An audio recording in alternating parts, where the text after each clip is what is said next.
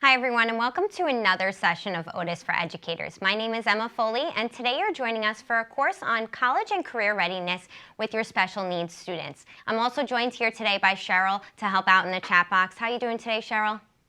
I'm doing great today, Emma. Thank you very much. Hello, everybody, and welcome. Remember, if you have any questions at all, just type them in the chat, and we'll be sure to get them answered for you. Great, thanks, Cheryl. Let's head over to the board and check out our agenda. All right, so taking a look at our agenda here, the first thing we're going to dive into today is just an introduction into college and career readiness. This is obviously a term that's really popular in education now, whether we're looking at our general education population, our special education population, our L population. So we're really going to dive into what exactly that is before I start showing you some example activities that you can do with your students. Now, the next thing we're going to dive into after our introduction is talking about something called the 5 steps for success. So in terms of success, there's definitely some general guidelines that we encourage you to take here at OTIS in terms of getting your students ready for whatever follows high school, whether that's going to be the college pathway or maybe it's something in the career field. Now from there, we'll dive into a little bit about growth mindset. That's also another term that's very popular in education now. So what exactly is growth mindset and how does that impact our special education students? From there, we'll dive into a little bit into assistive technology. We actually have a ton of courses here on our platform about assistive technology, but we'll talk a little bit about how that plays a role in today's course. And as always, the last thing we'll finish off with is some additional OTIS content as well as some resources and what you will find below this course video. All right. So let's dive into that introduction. So here we have just a nice graphic here to show a little bit about, what is college and career readiness? Why are we making this a focus for today's course? And what exactly do you need to do as the special educator in this type of situation? So first thing I mentioned here is this major SEL, social and emotional learning component. So as special educators and as a former special educator myself, this is something that's really sometimes challenging for us, but it's so important in our role. We must debunk our students from that mindset that they're either broken or that they're never going to be good enough. And this is something that I heard all too often when I was in the classroom, and it really broke my heart for a number of reasons. Students need to understand that they are just as capable as their general education peers for taking whatever pathway they choose upon graduating from high school. So when we think about college and career readiness, you may be asking yourself, well, when can this take place? When should I start doing this? I'm an elementary special educator. Should I start now? The real answer is that it can happen as early as 6th grade. And the reason for that is around this time, students start looking beyond their own world. They start thinking about others. They start thinking about what their role in society is going to be. And that really plays into, are they going to take that college pathway or are they going to seek out a career upon graduating high school? Now, hopefully this course today is going to point out a number of things, but one thing being that there is no one predetermined path that our special education students must take after high school. I know from my own experience, this was something that was really difficult for me to encourage my students to do. A lot of times my students thought, well, this student is doing this, so I must be doing this too, and I can't be different. And that's something that we really need to encourage as special educators, whether you're an elementary teacher or you're a high school teacher. You need to encourage your special education students to be unique. Decide what's appropriate for them, and you're going to help guide them along that way to understand all of the different options available to them, and then decide what is the best that fits into maybe their strengths. And the last thing I mentioned here is that there are a number of different programs and options for our special education students, some including adult education programs, job training programs, life skills programs, and even comprehensive post-secondary transition or CPT programs. Now, if you're thinking, oh my goodness, I've never heard of any of these, I've included resources below for all of these different types of programs. So I definitely encourage you to educate yourself first about these different options and then start talking to your students about them. And some of the resources that I'll explore with you later are really going to help make you a little bit more knowledgeable about these different options, so then you can then turnkey that information to your students. All right, so now what is career and college readiness? And you might hear those two terms interchange, so you may hear college and career readiness, you may hear career and college readiness. Either way, we're talking about the different options available to our students upon graduating high school. So the first thing, that preparation part. So students should be exiting high school prepared for success.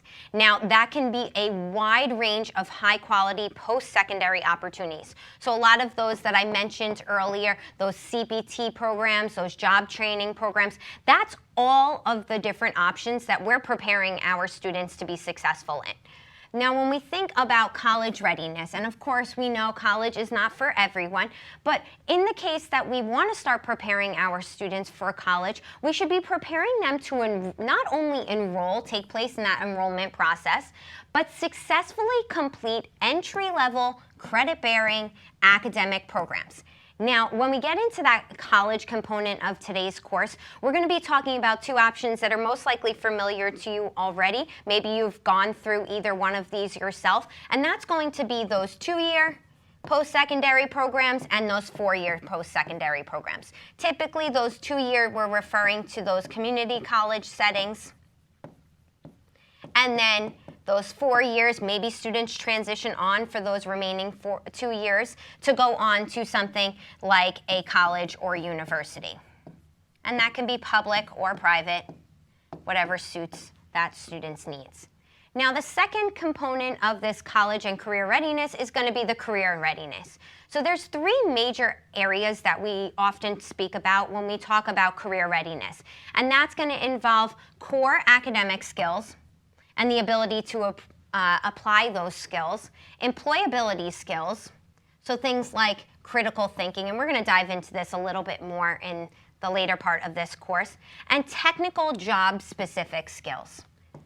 So if you're in the field yourself, you most likely know how big and how important these 3 different things are when it comes to the success in a career. So we're going to talk a little bit more about these. I'm going to share some resources that I've compiled together. But I think after this course, you're going to realize that you're going to start encouraging your students to either take one of these 2 paths. And this is really going to play a big part into how you prepare them. All right, so now let's dive into those 5 steps for success. Now, before we dive into this slide, I do want to mention there's a lot of steps for success. We can't just narrow it down to 5, but these are what I think are the 5 most important steps for you to take as a special educator as you start preparing your students, because this is a very difficult task, and you want to make sure that you're giving students as much knowledge as they need to make a sound decision about what is going to be their next step after graduating high school. So let's dive into those 5 steps. So here I have the 5 steps for success listed out. So the first one being knowing how the brain works. Now, this is sometimes difficult because unfortunately a lot of our students who have disabilities don't actually know the specifics of their disability, and that can be for a number of reasons.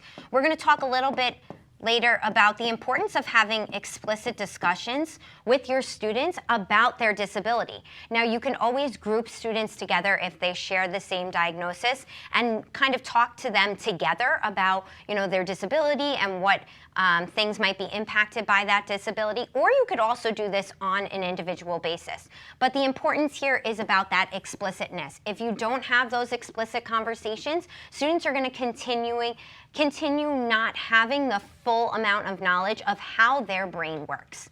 The next step is going to be to start with strengths. So you want to really highlight those strengths. Everybody has weaknesses, but we're going to focus on those strengths and how those strengths can then push them to success in whatever pathway they choose. The next step would be to learn soft skills. So we'll talk a little bit about what soft skills are, and then you can share that knowledge you have about what exactly soft skills are and plan those activities for students, and that will help them as they make these decisions. The fourth step is going to be explore any of those career and college pathways that are available, and that might be dependent on the area, possibly dependent on the student's access to funds to be able to pay for if they choose that college pathway option. So we'll talk about all those different things, and I'll share some different resources that that are very kid-friendly or young adult-friendly, and you can share those with your students. Now, finally, the last step is going to be making that connection for students. So you want to connect their strengths to those education and career options. So we got a lot of stuff to cover today. There's a lot of information here, but definitely the best thing that you can do as a special educator is to become educated yourself, and then you can make students just that much more prepared as they start making these decisions. So let's dive a little bit into the first step, which is going to be knowing how the brain works. So this is really difficult for some of us because maybe we've never encountered somebody with that specific disability, and we want to teach our students about their disability. So the main thing here is to teach students about how the brain works and how their brain may work differently from one of their classmates or maybe even a sibling. You know, this is something that I've encountered as a special educator myself, is teaching my students that it's okay that their brain might be different from their brother or their sisters, and that just makes them that much more unique, and they need to tap into those specific strengths a little bit differently. You want to teach them to understand that their learning disability is simply a learning difference. So difference, not disability. That's a big mantra in special education, is getting students to realize that they're just different and they may need to make some adjustments along the way. This is something that I mentioned earlier when we started this course, but you want to debunk that idea of being broken.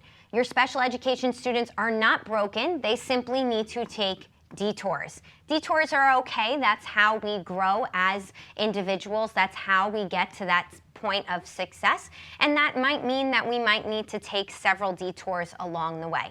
The goal as you are teaching their students about how their brain works is to unlock any motivation and really get them excited about what's to come in their future.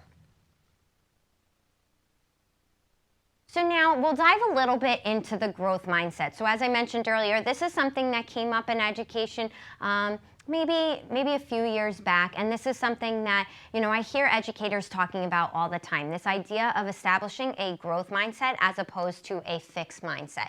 So there was a psychologist who came up with this thought process, and that's really someone that the special education world really puts on this pedestal, because she really had some great ideas when it comes to, you know, helping our special education students to move from that fixed mindset to a growth mindset.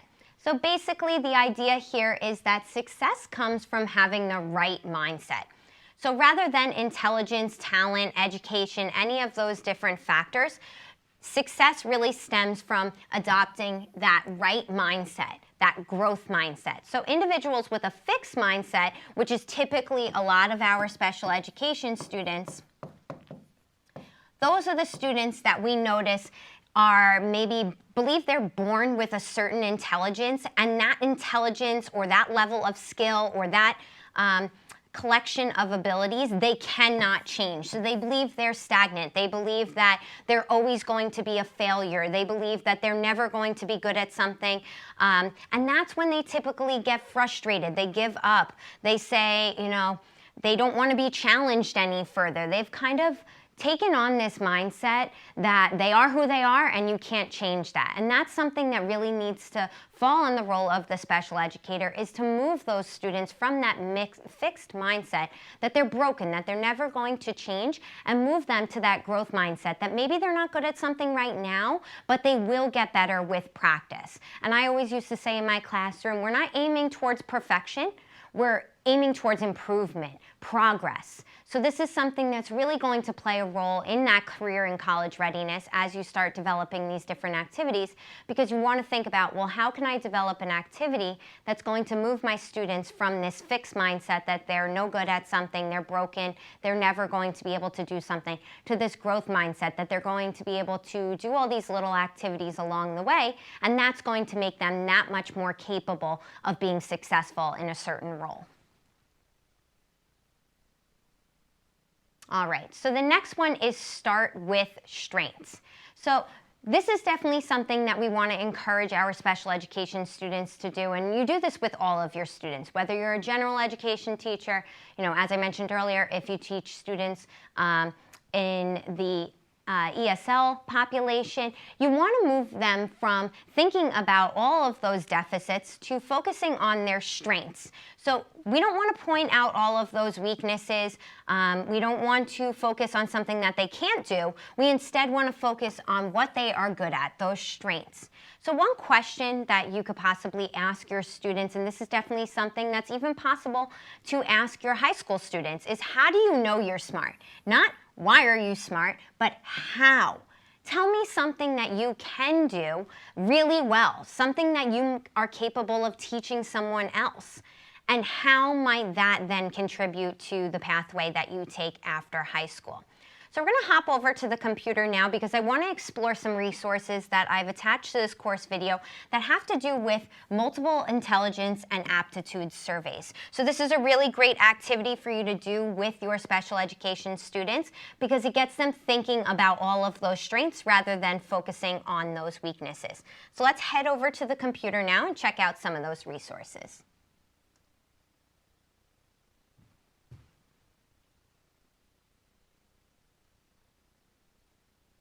All right, so the first one I have here is a career interest inventory. So it says up at the top there, learning about yourself is the most important step in your research for a job or career. A career interest inventory helps you relate your interests and your abilities. That's that key word there, those abilities, because we want them to recognize what they're able to do, those strengths, and then tie those interests and abilities to career choices. So the following survey will help you identify your career interests.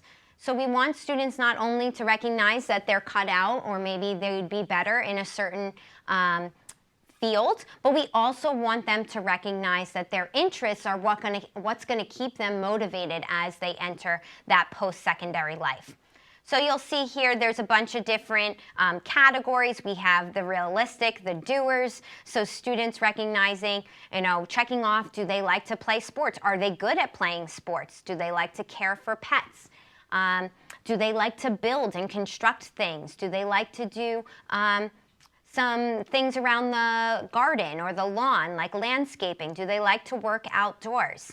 So a lot of different things here. It also gets students to think about, well, what kind of individual would they label themselves as? Are they a realistic doer? Are they an investigative thinker? Are they a creator? Do they like art?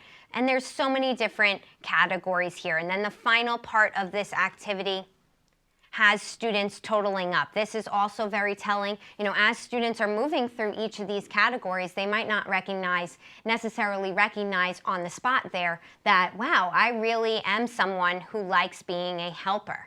So they're recognizing here as they total up, okay, this is my top choice here, or this is what most aligns to my personality and my skill set and my interests, and this is maybe something that's at the bottom of the list there. I've attached this resource below the course video. It's free for you to go ahead and download and use as you see fit in your classroom.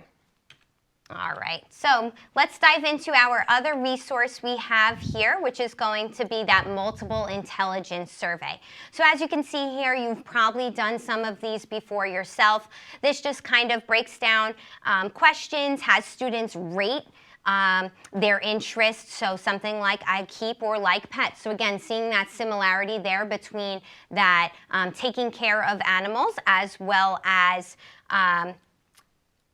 caring for others in general. I'm good at or would like to learn foreign languages. So again, students would rate this. I would definitely model this to your students to help them to make sure that they know which one they should be marking.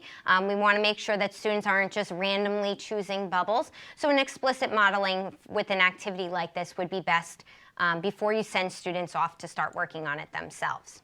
So now we're going to move into the next section of our 5 essential skills here, and that's going to be learning about soft skills. So soft skills are basically the ability to communicate with others, the ability to thrive in the workplace, maybe manage the different tasks that are asked of you, among a host of other personal attributes. So there's a lot that goes into this idea of soft skills. But basically, this is what's going to help our special education students get their foot in the door versus opening future doors. So we're really trying to level that playing field for our special education students and give them that competitive edge. So lessons that are modeled around this idea of building those soft skills, strengthening that ability to communicate, working with others, managing time, that's all really going to help prepare our students for whatever they may choose next. So just to further dive into those soft skills, here you'll see that I've pulled out 5 different soft skills, and there are others that are not mentioned here, but these are the 5 most prominent soft skills that are really going to contribute to a student's success, whether they either enter the workforce or they go that college pathway. Now, an interesting fact, as I was preparing today's materials, I found one particular study that actually said that soft skills actually contribute 75% to the success of an individual in a particular career. So actually only 25% of that success is really reliant on their ability to do all the technical components of their job, but actually 75% of their success is attributed to these 5 soft skills that you see here. So taking a look at the first one here, leadership. Now this shouldn't come as a surprise, but we really need to make sure that we give our students opportunities to take on that leadership role, even if they are predominantly in a special education setting. So one option that I mentioned here is letting students run a community project. So one thing that came to mind is possibly, organizing, if your school organizes something like a homecoming event, where people from the community are going to, attend a day's event where there's a number of different moving components. Maybe you want to consider letting your special education students run a particular part of that. So even if it's something like a raffle, maybe giving them that opportunity to take on that leadership role, and you simply being there as the facilitator, making sure that they're doing, collecting money or handing out the appropriate amount of tickets or something along those lines. Now, if your school doesn't have a homecoming event, I'm sure there's other community projects that occur throughout the year. Think about what components of those projects can you release a little bit of the control as the teacher or the event coordinator. What can you release a little bit of control to your students and let them take that on? Because that's only going to help build their soft skills of leadership and really get them excited about taking on those leadership roles. Now, the second soft skill mentioned here is communication. This is another one that shouldn't come as a surprise because we're constantly trying to think about how we can support our special education students when it comes to communicating. And this can mean communicating with one another. We always design activities to help them establish these relationships with one another and effectively communicate their desires or their wants or their needs, but also communicating with elders. So things like communicating with people of the community, communicating with people maybe via the phone or via email. So one thing I mentioned here as a possible activity that you might want to set up for your high school special education students would be something like setting up a polling program. So a lot of colleges and universities actually have these established polling groups that call, thousands of pullers every single night and take care of, just asking their general opinion about stuff. So why not do something like that, but at the high school level? And you could oversee that, make sure that students are, effectively using the telephone, they're effectively mentioning, what the intention is of that phone call, or maybe they're possibly drafting things to poll via email or whatever the case may be. Maybe people are actually receiving polls via paper. So students are in charge of taking on that activity and making sure that everyone who's intended to receive those polls are, and they're collecting results in a reliable way. Now the next one is teamwork. This is also something that we're constantly doing as special educators. We're thinking about how we can get our students to work with one another. Now, this starts as young as the elementary level. We're constantly, establishing these collaborative groups. But as we start transitioning towards those upper grades, that middle school and high school level, we might want to consider, we have committees as teachers, but why not organize a committee of students?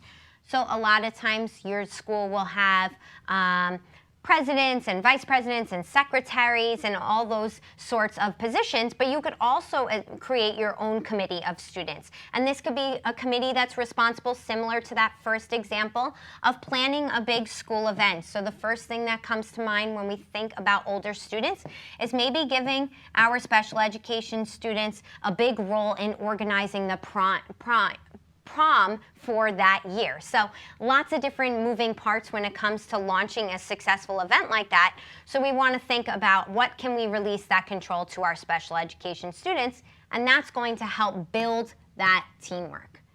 Now the next one is problem solving. And again, this is something we start at a very young age with our special education students, but maybe we want to start adapting some of those different scenarios for problem-solving situations that our students may run into post-secondary school. So I'm going to hop over to the computer now because I've come up with some example scenarios that you can use with your students to help prepare them for that college and career readiness. We have some people chatting in the chat box. One such viewer is from a business school, and they complete a vocational inventory on all their students in the classes, and they've been also trying to see if they can coordinate sharing those results with the special ed students too. Absolutely, Cheryl. That's such a big piece to being maybe at a specialty school like that, where you're helping students of all different all different desires. You want to help share that to all students. It shouldn't be restricted to just your general education population, but our special education students should also be, those materials should be shared with them. I'm going to jump into those scenarios that you might want to present, but also consider that everything we're sharing with you today, whether you're a general education teacher or a special education teacher, a lot of these things will apply to students in both of those settings. So let's head over to the computer and check out that scenarios. All right, so taking a look here, and this is just a few different scenarios that you might want to put together. Obviously, you wouldn't push them out to your students as I have here. This is just a general list for you to start developing different, maybe task cards for your students.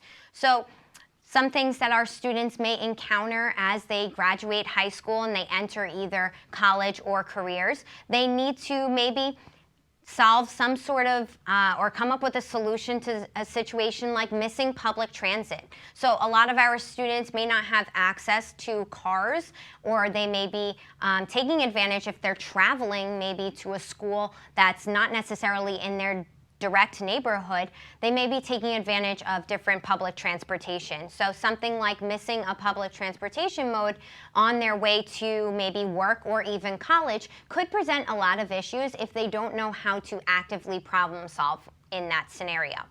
Also, another one here, not getting along with a coworker. This is another thing that maybe our students need that explicit modeling. And of course, you could do this as role playing in the classroom. But what I would typically do is push out these scenarios, let students work on them individually, and then maybe group students together and let them see different opinions in terms of how to problem solve in these situations.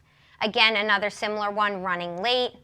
We also have left our wallet at home, no money, so things like having to pay for public transportation if they don't have a Metro card or something along those lines. They definitely need to know how to act in that particular situation.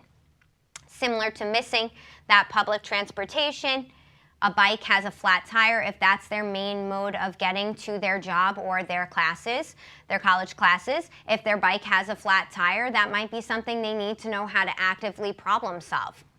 This is another one that would affect certain subsets of our students, and that's going to be the abundance of noise that might be taking place in the general area of where they are. So if students are at work and there is a bunch of noisy people, they need to know how to appropriately address that situation. We also have that idea of noisy road work nearby. So that's another thing that could impact our students who have noise sensitivity. So we want to make sure that we coach them through these scenarios. And then finally, the last two on our list, getting lost or losing personal belongings. So a lot of our students may have smartphones and things of that nature now, but we also need to teach them how to effectively use those tools, especially if they get lost on their way to college or their job. So last one we have here on our list of these soft skills is going to be cultural competence. So this is another term that's really big in education now. We want to make sure that our students are prepared to interact with others of different cultures and know how to appropriately interact with them. So the suggestion, it's not something super specific here, but group students from different cultural groups together when possible. So if you're planning different group projects in your classroom, or even if you're just having students kind of talk to a particular prompt that you pose to them, you want to make sure that when the opportunities present themselves, you pair different students from different cultural backgrounds. That's going to help them become a little bit more knowledgeable about other cultures, and that will automatically kind of assist them. There's also tons of activities. I've included some on our resources below this course video. There's tons of activities out there for how you can foster that cultural responsiveness in your classroom.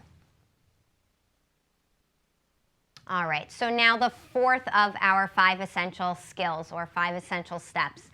That's going to be to explore those college pathways. So I've touched on this quite a bit already, but the biggest responsibility you have as a high school special education teacher, or even a middle school, high school special education teacher, is going to be knowledgeable. I can't stress this enough that you need to be knowledgeable yourself in order to teach others. So be aware of all the different opportunities that are available to students, and try your very best not to put your own personal opinion in there. We want students to come to those decisions themselves about what's the most appropriate. Of course, with some of our students, we're going to need to provide a little bit more assistance along the way, but when you're knowledgeable, it just makes students that much more capable of making decisions because you share all that knowledge with them. So also I mentioned here, raise the awareness that college is not necessary for every job. So unlike most, mindsets that maybe we had growing up that you need to go to college if you want to get a good job, we want to make sure that our students, especially our special education students, are aware that you don't necessarily need to attend college to be successful in your job. However, if they choose to attend college, as we mentioned earlier, they can go down that 4-year college route or that community college route, which is typically that 2-year option. So definitely being knowledgeable about all the different options available to your students, whether locally or cross-state or even cross-country. Depending on the student, you're going to push out different pathway options. So now, along with that exploring college pathways, you also want to help students to explore career pathways. So this is just a template of a different activity that I included in the resources below this course, and that would be getting students to really note down all the specifics of a career. So say a child or a student is perhaps considering maybe becoming a veterinarian. So they would look into what is the average starting pay, what are the typical work hours. This might be something that's important to know, especially if it's a job that maybe works overnights or possibly longer shifts, something like our healthcare industry. How much training is required? So this is typically getting our students to think about, if college is required, how many years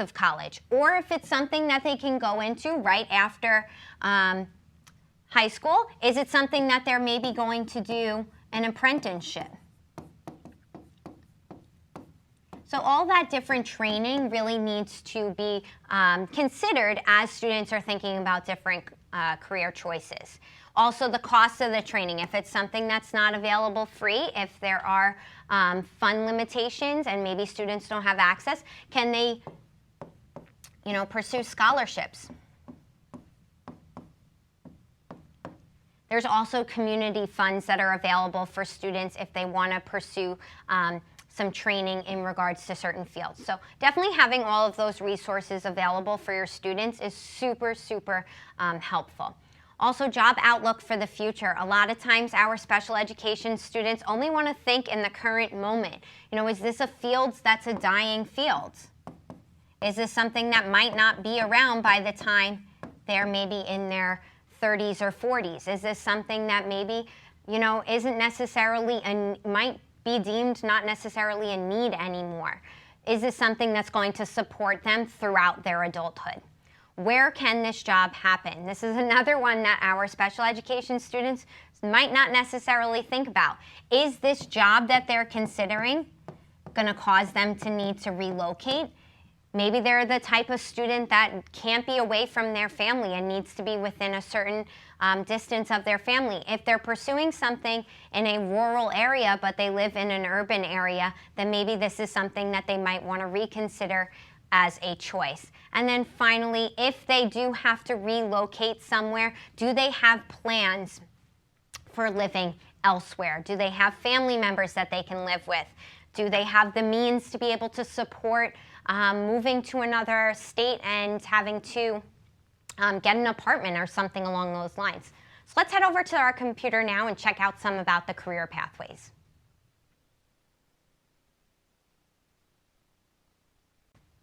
So some ideas I pointed out earlier about this career inventory. This is a great resource to use as you're teaching about careers.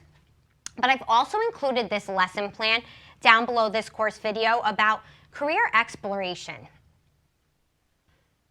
So taking a look here, I have the procedure laid out, exactly what you would do with your students. All right, so breaking it down into those same categories that we saw earlier in terms of the thinker, the creator, the helper. So a lot of different things. I've also linked that career interest. So I definitely encourage you to check out this lesson plan. This is a full lesson that you can do with your students to get them thinking about careers. And you'll see I have scaffolds in there and other extension activities. All right. So the next part of our course is going to be that final essential step, and that's going to be connecting those strengths to education and career options. So you want to raise student awareness of this idea of a gap year. So this might be something that's unfamiliar to some of you, but the idea of a gap year is basically an opportunity for students to get real-world experience before jumping into more school. So for some of our students, this might be something, maybe they know they want to go to college, but maybe we want to provide them more opportunities to explore the real world before they do so. So once students have identified options that interest them, assist them with exploring available options for support and prepare them to to advocate for themselves. So that brings me to my final piece of today's course, which is assistive technology. So what is assistive technology? Basically, assistive technology is going to be any piece of equipment or a device that can be used to improve the capabilities of people with disabilities. Now, I mentioned some examples here on the side: smart devices, voice amplification systems, screen magnifiers, lifts, ramps, and all of these that you see listed here. Basically, assistive technology is something that follows our students throughout their career or their college pathway. So we want to make sure that our students are prepared and knowledgeable about these things so they can advocate for themselves as they enter those different pathways. All right, so now diving into our additional OTIS content. So on our platform here, we actually have an entire micro-credential 13-course series about assistive technology. So if that's something that you think might be worthwhile teaching your students about, again, the first step is going to be to become knowledgeable yourself about assistive technology so you can support your students as they make these different decisions about what their next steps are. I also encourage you to check out our special education category. If you're enjoying this course about college and career readiness, we have a ton of other courses aimed towards all different grade bands in terms of supporting your students and getting them to tap into those strengths and not focus on what they can't do, but instead what they're capable of doing with practice.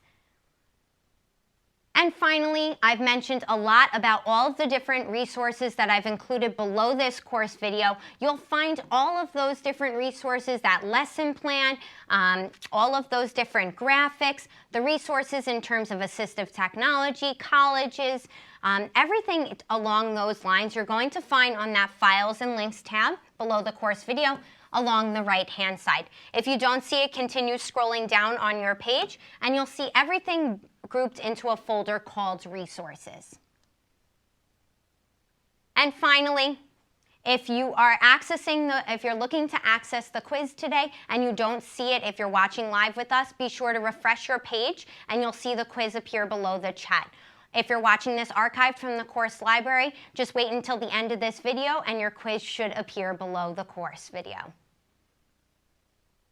So I want to thank everyone for joining us today for this course on college and career readiness for your special needs students. I also want to thank Cheryl for helping out in the chat and all those contributions, as well as Brian behind the camera. Be sure to do the quiz and the survey in order to receive credit for today's course. If you have any additional questions at the end of this course video, you can always click on that Ask OTIS button and a member of our team will get them answered for you. From all of us here, have a great rest of the week.